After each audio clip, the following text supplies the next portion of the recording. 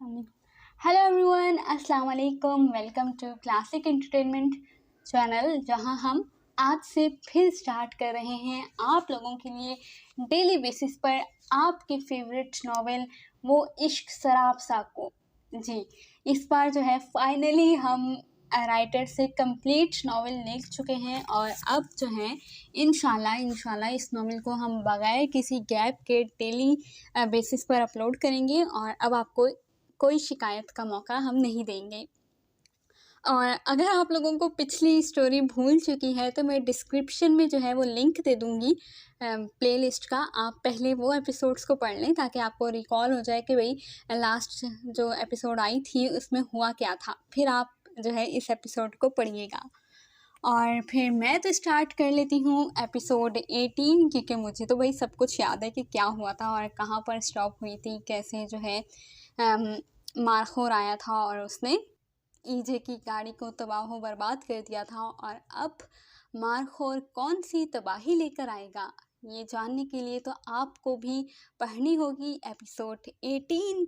तो जल्दी से स्टार्ट करते हैं एपिसोड को, मगर इससे पहले आपने करना है वीडियो को लाइक और साथ में सब्सक्राइब करना है हमारे चैनल को और प्रेस कर लेना है बेल आइकॉन को, ताकि आप वो इश्क शराब सा को डेली बेसिस पर हमारे चैनल पर पढ़ सकें। अब स्टार्ट करती हूँ एपिसोड 18, वो इश्क शराब सा, written by Huriya Malik. Episode 18।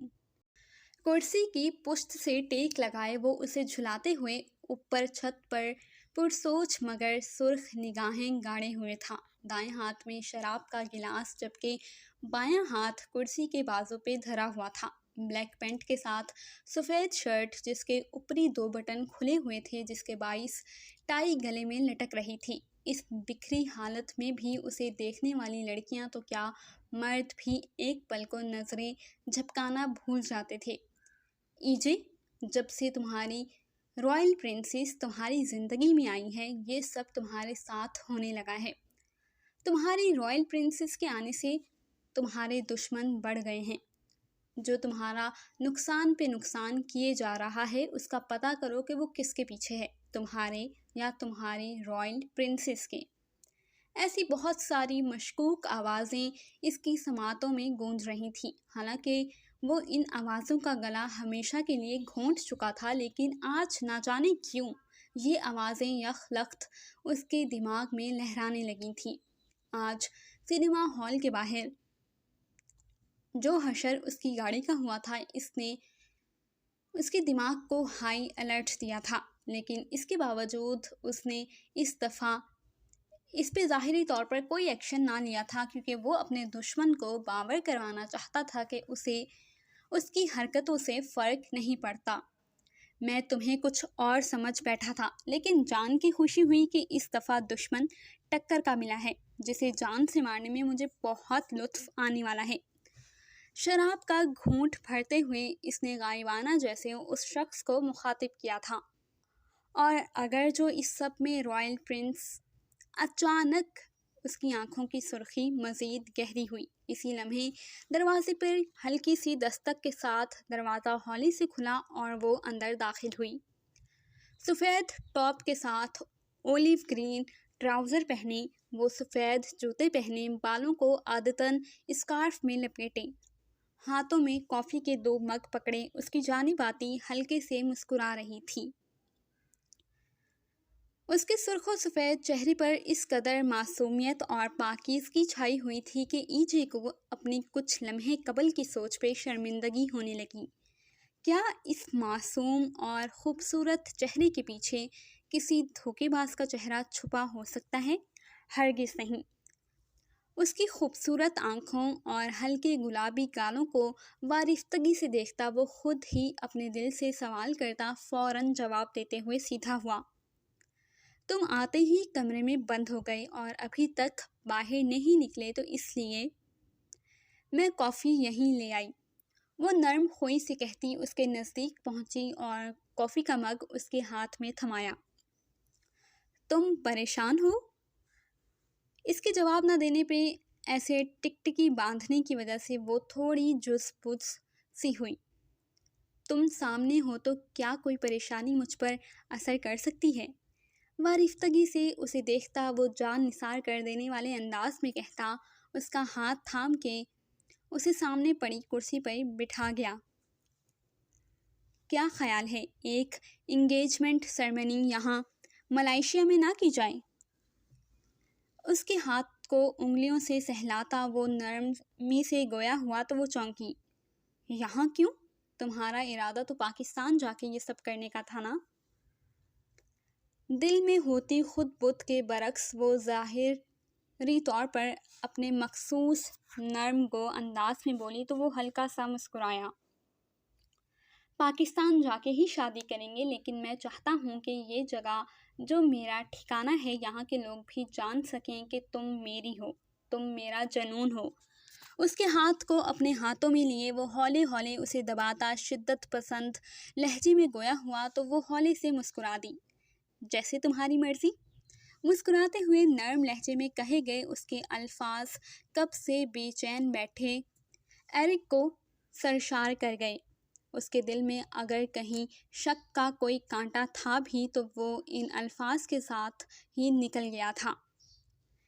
कल डिज़ाइनर पहुंच जाएगी ड्रेसेस वगैरह लेकर, तुम इनमें से कोई पसंद कर लेना। इसके चेहरे को मोहब्बत से देखता वो गोया हुआ तो वो हौले से सर खम करती उसके हाथों से हाथ छुड़ा के कॉफ़ी के घूंट भरने लगी। उसके इरादों से बेखबर, जो उसके लिए तो कभी बुरा नहीं सोच सकता था और जिसके लिए सोच रहा था वो न जाने क्या करने वाला था।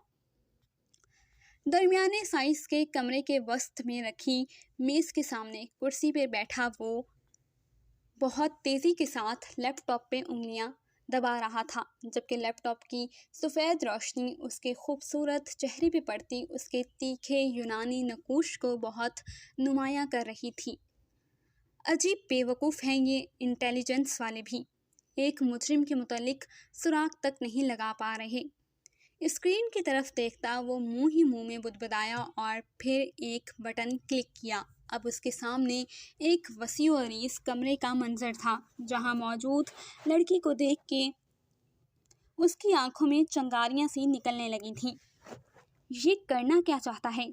उसकी बातें सुनता वो फौरी तौर पे चौंका और पॉज करके उसका चेहरा बहुत तवज्जो से देखने लगा, लेकिन कुछ अखज़ ना कर सका। तुमने अगर उन्हें नुकसान पहुंचाने का सोचा भी तो मलेशिया, जो तुम्हारा असल ठिकाना है, वो तुम्हारे अंजाम पे रोएगा।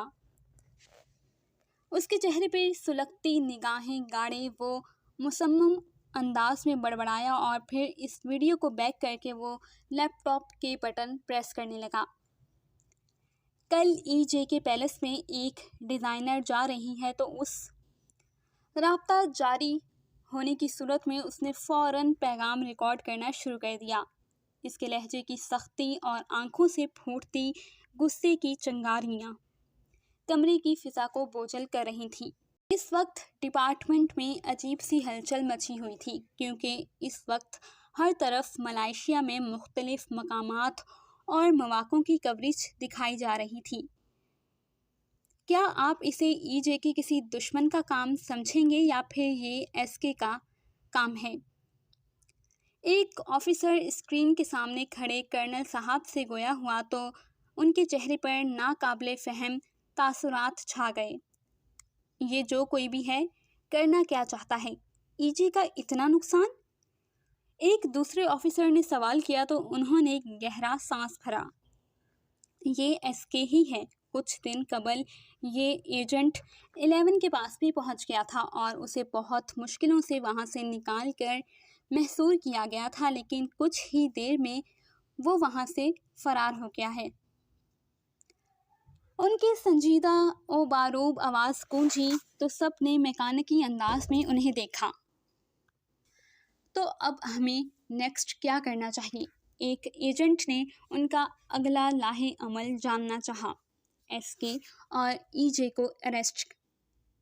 उनके बेलचक लहजे में कहे गए अल्फाज पे सब मुस्तैद हो गए और अपना अपना टारगेट सेट करने लगे। अगली सुबह हस्बे मामूल बहुत पुरसकून अंदाज में शुरू हुई थी, लेकिन नाश्ते के फ़ौरन बाद पैलेस में एक हलचल सी मच गई। इंटीरियर डेकोरेटर्स के आने पर जब तमाम मुलाज़मीन मुतहरिक हुए तो वो भी फ़ौरी तौर पे चौकस हुई थी, क्योंकि वो नहीं जानती थी कि सेरेमनी यहाँ पैलेस में मुनक्किद होगी और अब अगर डेकोरेटर्स की वजह से उसके लगाए गए मिनी कैमरास गलती से भी किसी की नज़र में आ गए तो उसके सब किए कराए पे पानी फिर सकता था, क्योंकि ईजे के मुलाजिम बहुत ट्रेंड थे। इसीलिए वो फ़ौरन उनके पास पहुंची और अपनी इंस्ट्रक्शंस में उनसे काम करवाने लगी। उसे जब दिलचस्पी से काम करवाते हुए ईजे ने पाया तो उसका दिल अनोखी लय पे धड़कने लगा। उसके अंदर ये ख्वाहिश सर उठाने लगी कि काश वो इस इंगेजमेंट सेरेमनी को वेडिंग सेरेमनी में बदल सकता। Royal princess. उसे काम करवाते हुए काफ़ी देर गुजर चुकी थी जब उसे उसकी आवाज़ सुनाई दी। हाँ, वो जो स्टेज डिकोर करवा रही थी उसके बुलाने पे उसके नज़दीक पहुंची। डिज़ाइनर पहुंच चुकी है, जाके ड्रेस वगैरह सिलेक्ट कर लो। इसके खूबसूरत चेहरे को देखती एरिक की नीली आंखें टमटमा रही थीं।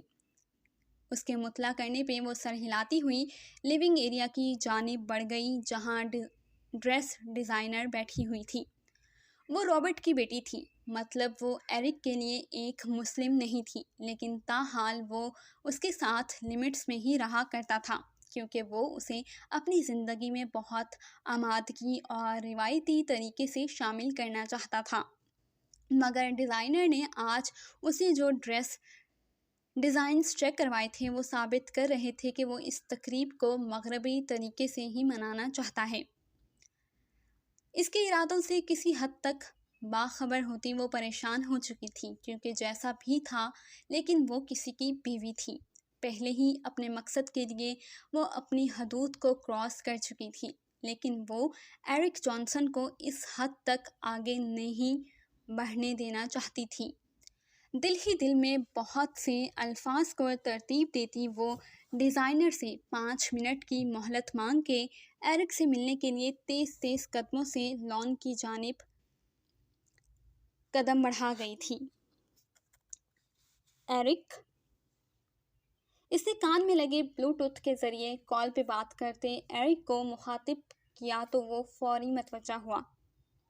क्या हुआ, ड्रेस पसंद कर लिया या अभी करना है? इसके नज़दीक पहुंचता वो संजीदगी से गोया हुआ। अभी पसंद नहीं किया। देखो एरिक, मैं जानती हूँ कि मैं और तुम जिस माहौल के परवरदा हैं वहाँ ये सब कुछ मायने नहीं रखता। यहाँ शादी के बगैर रिलेशनशिप कायम किए हुए हैं लोगों ने, लेकिन मैं तुम्हारी तरफ इसीलिए बढ़ी थी कि तुम ऐसे रिलेशनशिप में पड़ने के बजाय शादी वाली सजेशन दी थी। मैं बेशक लंदन में पली बड़ी हूँ या माहौल बहुत बोल्ड देख रखा है मैंने, लेकिन मेरी ख्वाहिश है कि मेरी रिवायती तरीके से शादी हो। मगर तुम्हारे डिज़ाइनर ने जो ड्रेस मुझे दिखाए हैं वो मुझे पसंद नहीं आए कि मैं शादी से पहले ऐसे ड्रेसेस पहन के तुम्हारे या लोगों के सामने जाऊं। इसने बहुत तरीके और दाव के साथ बात शुरू की और अपने मतलब की बात पे आके ख़त्म की तो एरिक ने इसके चुप होने पे एक गहरी सांस भरी। अगर तुम वाकई मेरे लिए ख़ुद को सेंध सेंध के रखने की कोशिश कर रही हो तो जान लो कि तुम्हारी तरफ उठने वाले ऐसी आँख जो तुम्हारी ख्वाहिश रखती हो उसे मैं लम्हे में निकाल फेंकूँगा। वो हाथ जो तुम्हें छूने के लिए उठें उन्हें जड़ से उखाड़ फेंकूँगा। जो दिल तुम्हारी चाहत करेगा उसे तुम्हारी कसम सीने से नोच निकालूंगा। इसकी खूबसूरत आंखों में झांकता वो जनून खेजी से कहता इसकी रीढ़ की हड्डी तक सुना गया। Thanks to you. अब क्या मैं अपनी मर्जी से ड्रेस बता सकती हूँ? वो संभलते हुए हल्के फुल्के अंदाज में गोया हुई और फिर इसकी मंजूरी पे वो मुस्कुराती हुई मुड़ी तो खूबसूरत चेहरे से जैसे आग निकल रही थी। अगर इस मंजर से कुछ फीट के फासले पे पहुंचे तो स्टेज पे फूल लगाते एक शख्स ने बहुत चुभती हुई निगाहों से उन दोनों को गुफ्तगू करते हुए देखा, और फिर जब एरिक दोबारा से कॉल पे मसरूफ़ हुआ तो वो भी बहुत मोहतात मगर मुतमईन कदम उठाता इस तरफ बढ़ गया जहां ईजे की रॉयल प्रिंसेस गई थी। डिज़ाइनर को अपनी मर्जी की ज़मीन को छूती ब्लैक मैक्सी सेलेक्ट करवाई जो मुकम्मल आस्तीनों के साथ बहुत खूबसूरती से डिज़ाइन की गई थी। इसके साथ मैचिंग लवाजमात का भी पर उसने देने के बाद वो अपने दिलो दिमाग को रिलैक्स करने के लिए एक फ़्रेश बाथ लेने के लिए अपने रूम की जानिब बढ़ गई।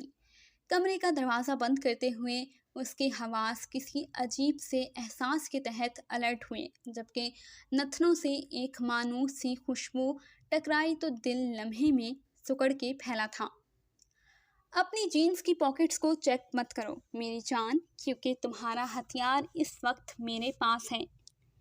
वो दरवाजे की जानिब ही रुख मोड़े खड़ी थी, जबकि एक हाथ दरवाजे के लॉक पे और दूसरा जीन्स की पॉकेट पे था। जब उसे उकुब से उसकी फ्रेश मगर कदरे तंजिया आवाज़ आई तो इसने एक भींची भींची सी सांस खारिज करते आहिस्ता से रुख मोड़ा। ये आंखों में छाई हैरानगी बता रही है कि मुझे यहाँ सही सलामत देख के दिले नाजुक को खासा धचका पहुँचा है, राइट?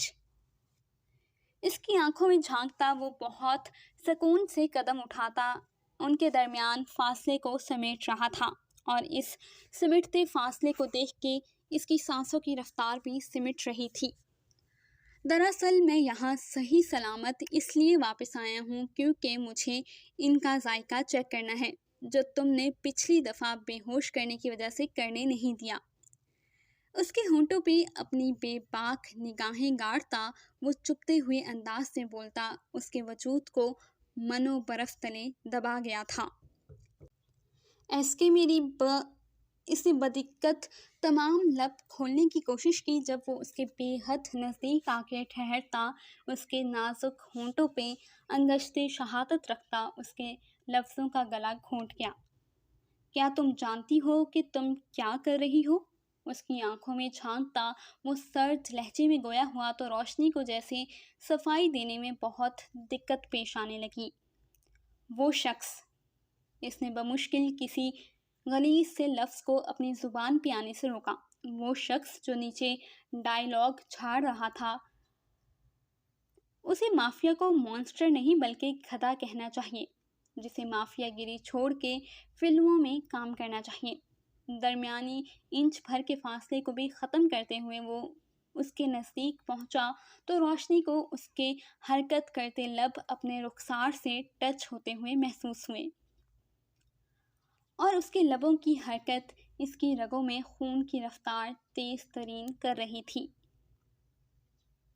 लेकिन तुम्हें उस डायलॉग झाड़ते गधे को बताना चाहिए था कि मिसेस खान के वो उसकी सब्ज आंखों में देखता, उसके चेहरे पर झुका तो मसलिहतन वो चुपचाप खड़ी उसको देखने लगी, जो उसके कंधों को सख्ती से थामता बगौर इसका चेहरा देख रहा था कि एक शख्स की आंखें तुम्हारे अंदर तक झांक चुकी हैं।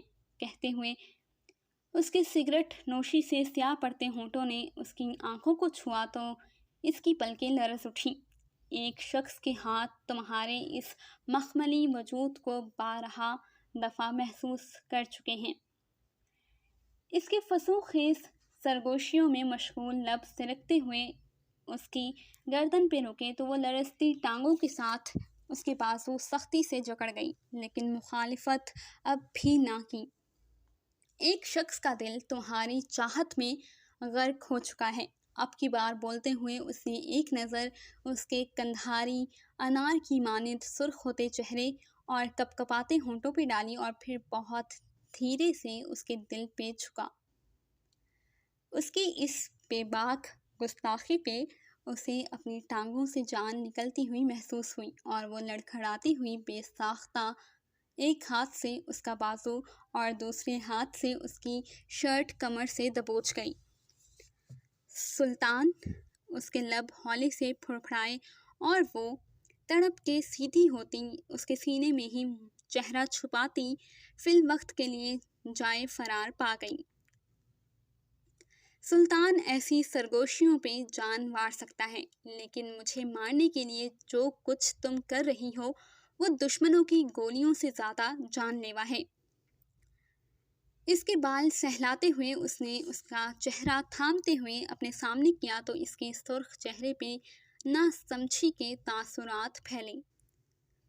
उस शख्स के साथ मंगनी की तकरीब को क्या कहूँ, मेरी बीवी मेरी ही मौजूदगी में एक अजनबी शख्स से मंगनी करवाएगी, क्या ये जानलेवा नहीं होगा?